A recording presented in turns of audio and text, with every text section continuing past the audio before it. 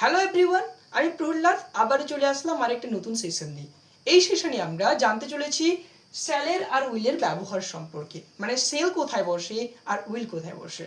তো আমরা দেখে নেব এক নজরে, এগুলো তোমাদের পরীক্ষায় পড়ে ক্লাস 10-এর বিশেষ করে, ঠিক আছে? দেখে নাও, আই এর সাথে সেলের কম্বিনেশন হয়, উই ইউ দের সাথে উইলের কম্বিনেশন হয়, হি সি ইটের সাথে উইলের কম্বিনেশন হয়। ঠিক আছে, বোঝাতে পেরেছি?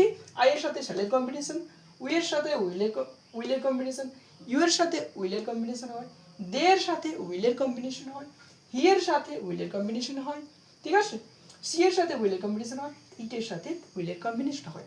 এখন আমরা আগের ক্লাসের মতোই কয়েকটা করে কোয়েশ্চেন সলভ করে আমাদের ভিত্তিটাকে আরো মজবুত করে দেবো। তো দেখো, এই রয়েছে তোমাদের জন্য কোয়েশ্চেন কি আছে?